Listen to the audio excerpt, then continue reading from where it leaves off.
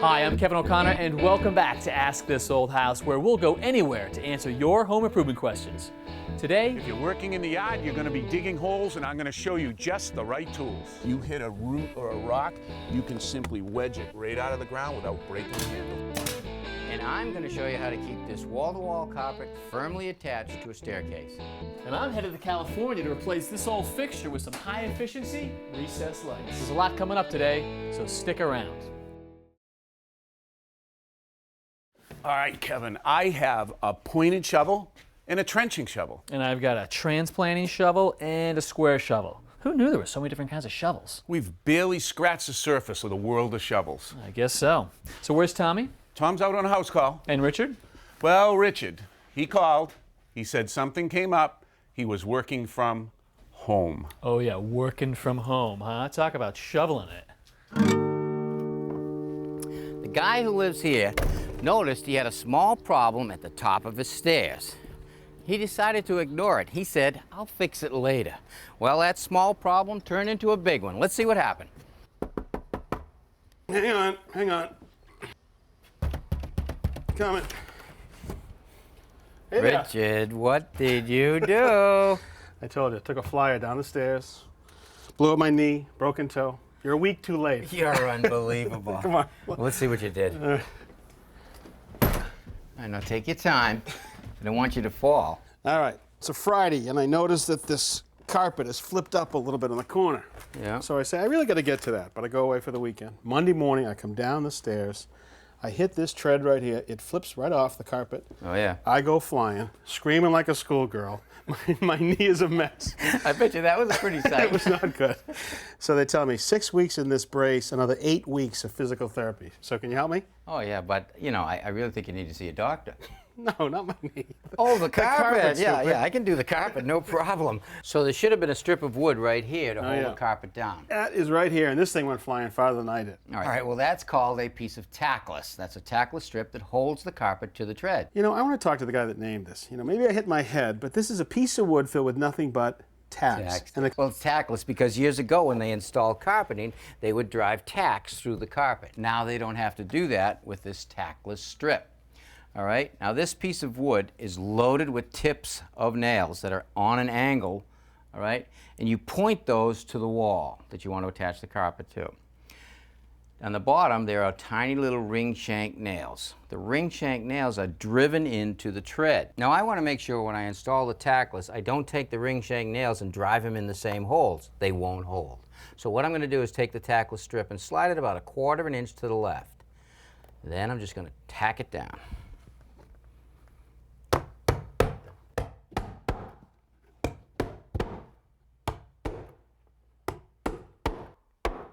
Okay, now the next thing I want to do is I want to pull the carpet up tight, and I want to work it around the nose of the tread and push it into the wall. Now to hold it there before I lock it into the tackless, I want to use this tool right here. It's called a kicker, a knee kicker.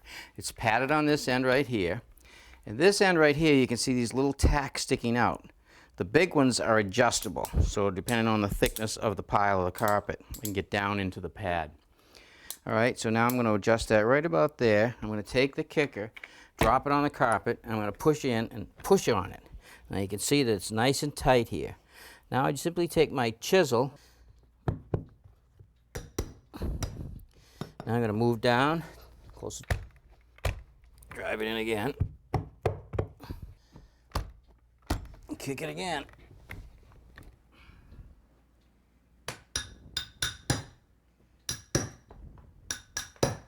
All right, now because it's you, I'll staple off the rest of these treads because I don't want you getting hurt. Thank you. Screaming like a little girl. And what do I owe you for this? Well, don't worry. You owe me. You'll pay one way or the other.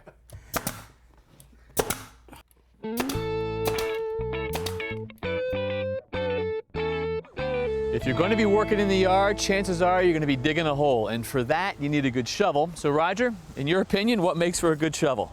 Well, there's several choices, Kevin. Let's start off with a classic wooden shovel. This handle can split and check from the winter. In fact, if you look right there, there's a crack in this one already. Look at the handle going into the blade. It's held in by a single rivet, and that's a weak point too. Okay. The other weak point is if when you drive this into the ground, you hit a rock and you go to wedge up, you can snap this right in half. So in your opinion, the wooden handled shovel is not for you? No, but there is an upgrade, a fiberglass handled shovel. Okay. Take a look at this one here. You can see it's a fiberglass down to a simple connection, and it still has a rivet, but this is a little stronger than the wooden handled one. All right, but do you think this is the best shovel that you can get? No, this is what we use on our crew. This is a heavy, heavy fiberglass. You feel how heavy that is. Oh yeah, big difference. Right? Now, look at the connection. This is a ferrule that's pressed down over the shovel itself to hold it on tight. That'll never fail. And if you put this in the ground, you hit a root or a rock, you can simply wedge it right out of the ground without breaking the handle. All right, heavy fiberglass and the best connection you can find. That makes for a good shovel. Yeah. Let's talk about how we use these things to dig a hole. One of the first things you want to look for is these pads for your feet. It allows you to really put pressure on the shovel and drive it into the ground. So what I do is I stand up nice and straight, line up the shovel like that, and simply push it into the ground. And you've told us this before, you know, about how you should use your feet to push this as opposed to right. just your arms. If you're going like this all day, you're going to be done, burnt out in a very short time. All right, so now when we're digging, we might hit some obstructions where the shovel's not the best tool to deal with them because there are other tools out there. Right. So what we have here is a grub hoe. This has a blade end on one side for cutting roots and a pick end for loosening soil. A lot of times the ground's so hard you can't even get the shovel in it. So you simply take this, drive it in, loosen the ground up, and then you're ready to dig. Okay, and then you've got another one right next to it which is similar but a little different? Right. Now this has an axe end on it. You wouldn't want to take your good axe and come out and cut roots, but if you hit a root in the ground like this, Yeah. you just take your grub axe and cut right through it and make short work of it. Actually happens quite frequently when you're digging around bushes and Yep. such. All right, you've got a big iron bar here. When does this guy come into play? Anytime you hit a rock, you don't want to use your shovel, take a chance on injuring it. Take a look at this. On one end we have a blade, on the other end we have a point, and this will make short work of any rocks that you might hit in the ground. All right, well, let's dig ourselves a hole here. I'll get the shovel. All right, Kevin, say we want to dig a hole this big. Now, rather than start outside and work in, you're going to dig a little hole in the middle, make it easier for you to dig. Now, get rid of that and make a pile over here and start working from the center out. And dig that out, straight back when you lift. There's some roots showing up. Kev, your form is great. You got a straight back, you're driving it in with your foot, and then you're using the handle to pry the dirt out and lift. I get a 10 from the landscaping judge. I love wouldn't it. say a 10. Oh, come on. All right, Roger, we're down pretty deep. Kevin, if I only had the choice of 2 shovels, my second one would be the square shovel. Nice steel edge. Not great for digging. It's kind of hard to drive into the ground, Yep. but when it comes to cleaning up material, it's perfect. Easy to move that dirt. You got a good shovelful there. All right. Not so bad, huh? No, it works really well. You know what I like best about that shovel, Roger? What's that? It's in your hands.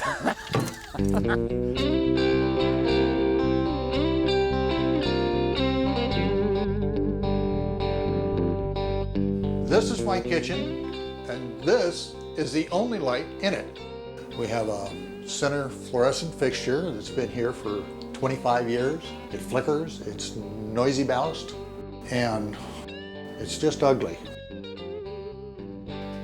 Steve, the solution for your kitchen is to get rid of these fluorescent lights and the old fixture, and we're going to replace it with recessed lights. In fact, 6 of them.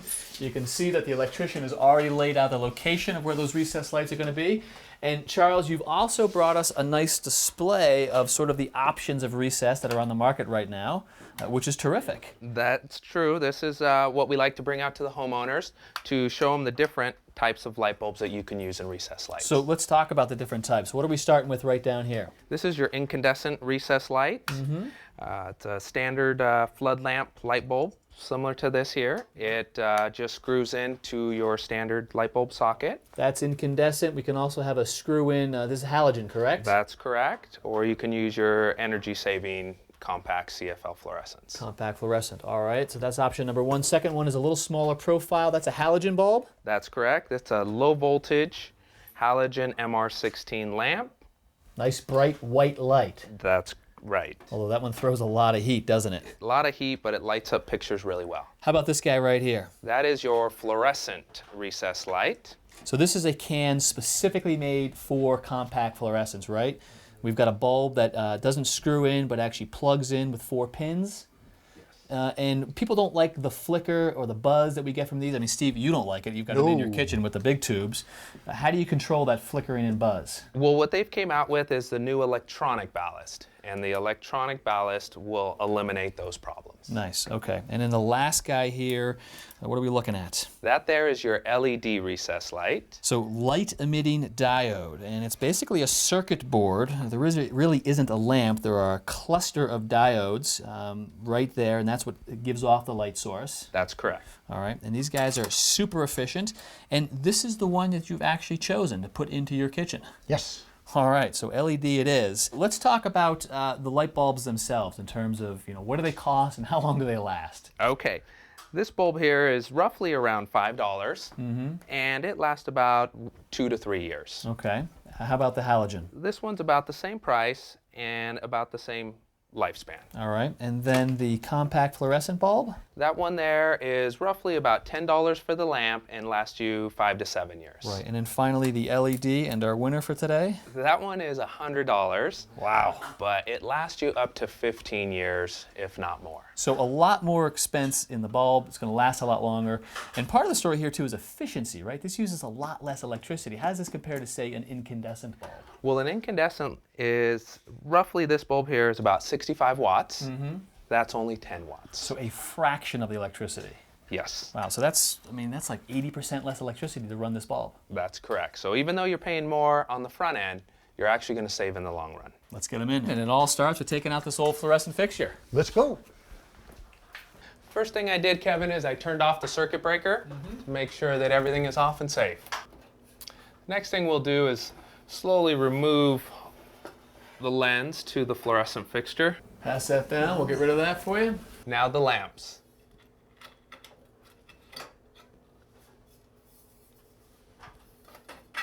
Next, we'll remove the center so that we can disconnect the ballast. What I'm doing here is disconnecting the ballast.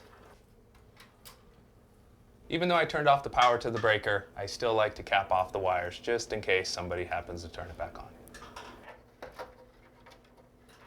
Now we just unscrew the fixture from the ceiling. That's one. I got it. Okay, you got it? Yep. Get the other one. Great. Okay, now that this is down, we can continue with the recessed lights. What we did is we installed plastic. It gets really dusty when we cut these recessed lights in. Yep. And we've laid out the location of our recessed lights with these paper templates here. Yeah, we like to try to get them nice and even. In some cases, we do run into a few obstacles. So we were up in the attic and we found some ceiling joists, we found some water pipes, a gas pipe that goes this way, and some wires. So this is sort of the compromised location that's good for lighting but avoids those obstructions. That's right. All right, so you are ready to drill. And I love this. You got a 6-inch hole saw, center bit attached to your cordless drill, but this is the part I like, a little catch-all for all the dust. That's right. This really helps us out. It helps catch the majority of the dust to keep the job clean. All right, let's get to it. All right.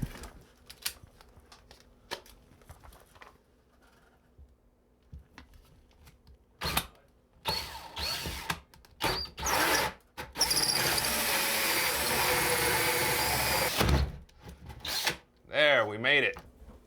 Oh, beautiful. Perfect hole, no dust.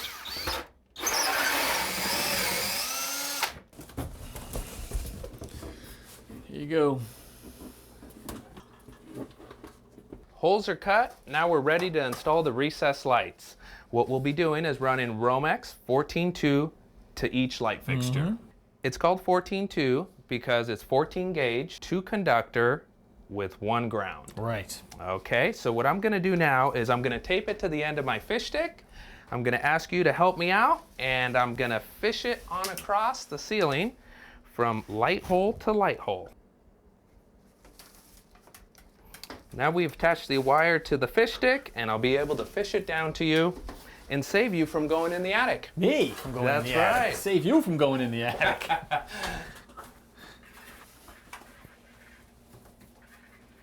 That was it, okay? There it is. Definitely easier than going up in the attic. Definitely easier. There it is. Now that we got the right length, we will cut the wire. Our next light is a little closer. We won't need the fish sticks, and I'll just fish it across myself. Look at that. Nothing to it. Thank you. I like fish sticks. Aren't they great? And got it. This is the recessed light we will be installing today. We're using a remodel housing, which will allow us to install the can light from down below and not have to go into the attic. It's IC rated, which will allow us to bring insulation all the way up to it, and it's also thermally protected. In case it ever overheats, it'll shut itself off. Now I'm going to connect the Romex to the can light. Good.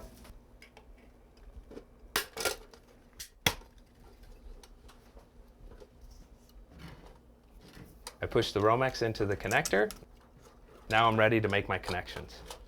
The new recessed lights come with quick push-in connectors that allows you to take the wire, push it right into the back here, and you shove it in. And as you can see, it's really quick and easy. I'm old-fashioned. I like to do it the old way. I like to cut the connectors off and do it the old way. Strip the wire, twist them together, and make a nice tight connection.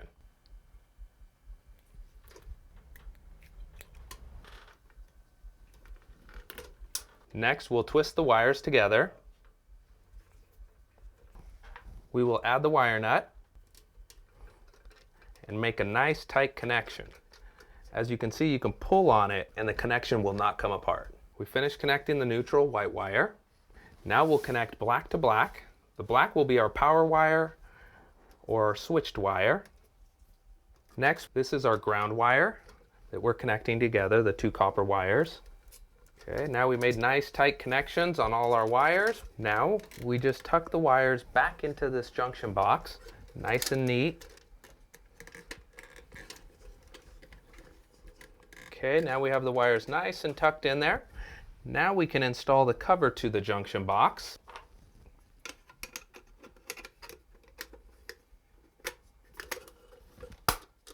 There, now we've concealed all the wires into the junction box. It's nice and safe. Now we just slide the recessed light up into the ceiling. Now you might ask, how does this fixture attach? Let me pull it down and show you real quick. It has 4 clips and you just push them out like this. All 4 of them will end up grabbing the plaster and making a nice solid contact. This type of housing is called the remodel housing. Now I'm ready to slip it in and clip it down.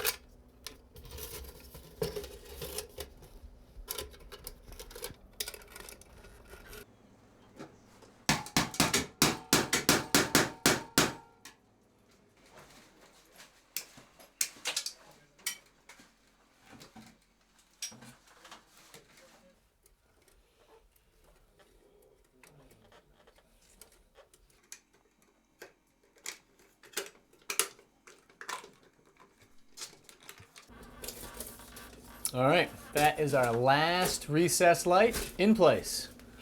Nice. So we got the cans in the ceiling. How do we get power up to the cans? What we're gonna do, this switch used to control the old fluorescent light. We have our power source that comes in from the panel, and we have a switched wire that goes up into the attic.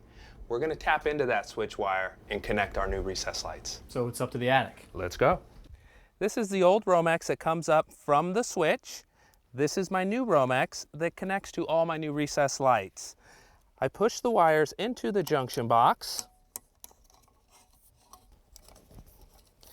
And now I'm gonna make all my connections.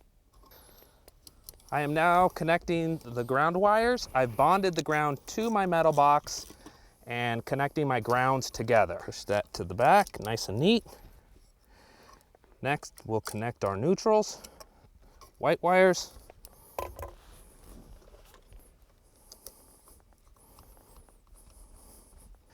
I'm now making up the connection that will connect the old switch wire to the new switch wire.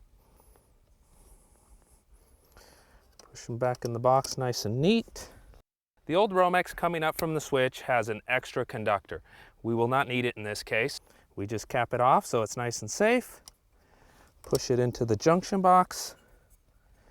Put the cover on. and we're ready to go and turn the new lights on.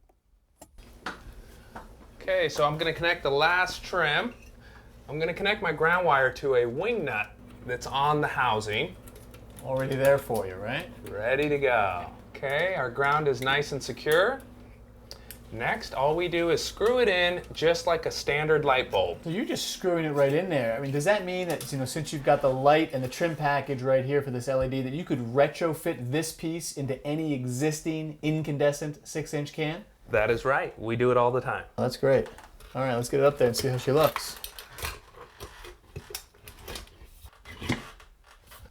There, we're all set. Now we're ready to flip on the switch and turn on the lights. All right, let's fire it up. Ready? Here we go. Wow! This is neat. Yeah. Far cry from your old bank of fluorescents, right? This is way better. So we've got to patch this right here, but the wire's already out of that junction box, so a little bit of plaster and paint, and you'll never know the old fixture was there. Fantastic. I can do that. All right. Thank you, Charles. My pleasure. Hey, nice job. These look great. Thanks. What I love about that piece is that I find now that I can have LED technology like this in a replacement bulb. That means I can actually go into my recessed cans in my house and screw that right in and put the regular trim on. They also make a pre-finished bulb, so here's a new trim kit that goes there. This is going to my kitchen. Hey, wait a minute. You better get rid of those crutches because I'm not going down and Come fix on that. back, baby. Come on. But look at this. They make an LED and a candelabra bulb. It also, in the package, it comes with 2 different socket attachments, so you can unscrew it for a smaller socket. Right. And if you want an LED alternative for halogen, you've got one of those. This is your traditional MR16 halogen bulb. A lot of people like these because they're super bright. Well, here is the LED alternative. And they both have the pin connector right back there, so you unplug this and plug this guy in. Great. But I think this is the big story right here. There are billions of these traditional incandescent light bulbs. They call this an A-lamp. Sure. And now we have efficient alternatives to these. We all are familiar with the compact fluorescents. Yeah. This is a pigtail, but this is also a compact fluorescent, and it has a lens see it in put there, yeah, over it, yeah, right? So yeah. it looks more like your traditional A-lamp. But this is the guy that gets me excited. It is LED made to look like the A-lamp, and if you can screw this into your lamp or fixture, well, you can screw in LED. Wow.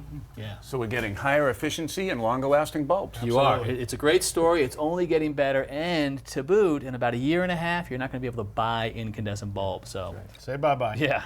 All right. Well, until next time, I'm Kevin O'Connor I'm Richard Trethewey. I'm Roger Cook. And I'm Tom Silva. for Ask This Old House. Kevin, thanks for shedding some light on the subject. Yeah, I'm full of bright ideas.